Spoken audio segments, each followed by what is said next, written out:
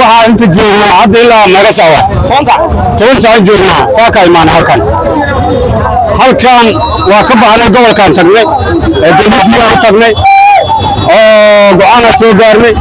oo warbixintii dadka la wadaagnay anigoo ku hadlayo gudoomiyaha mootooyinka awalba mooto waa u shaqay jiray haddana maanta gudoomiyahan ka ahay waxa idinka rabaa inay la shaqaystaan guddiga afyeenka la shaqaystaan oo gudoomiyaha la shaqaystaan haddaa far noqono magaaladaanu qof lug la gelinayo 20 laga qaadayo qof 10 laga qaadayo ma jiri doono hadda aan hal far noqono dowladdu waxa ugu baahan in la shaqayso go'aankaas la soo wada gaarnay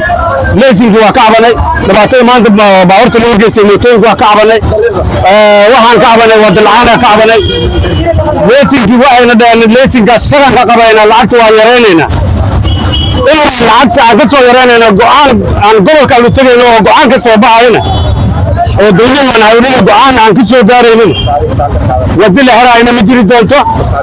wadi la xiraaya jiri muddo kalena mooto inta traffic iska qabsato luuqa gashaayna ma jiri doonto ilaa go'aan uu laga soo baxay marka warkaas soo baxay warkii waa idin la wadaagnay dad meesha ku xirnaa waa soo deynay marka waxayna garabnaa inay aan isla shaqeyno oo aan iska warhayno waxa waaye dadka mootooyinka waa iyaga waa dad dhalinyaro sidii wax iskaga maqan waa yartahay dadana u maqano maanta biya iyo ragga jooga maanta halkan xaadir ku ahayn waxaan u sheegaynaa walaalayaal aan isku xirnaano aan wada shaqeyno aan wada marno si aan danaha u gaarno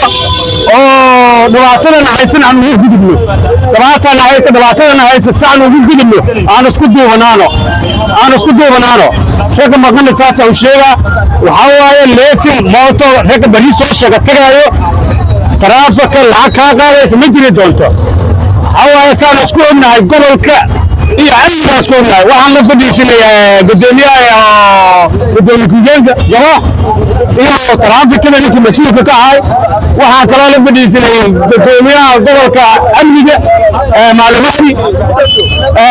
rakaas la fadhiisanayaa gudoomiyaha gobolka degmada hadda joogno hadan aan la fadhiisanay warkaas soo baxay waxa waaye foodo dambe magaalada lagu sameeyay foodo dambe yaa la sameeyay mudaharaad ma jiro qof wada iska aragta ma jiri doonto haddii wax dhibaato imaadaan gobolka uga aadeed unaga soo dhameeyay waxa walba oo ka soo baxay bartaas ay soo dhigeen meesha soo isku xirnahay warmo aan shaqeyno aan sugaano aan isku xirnaano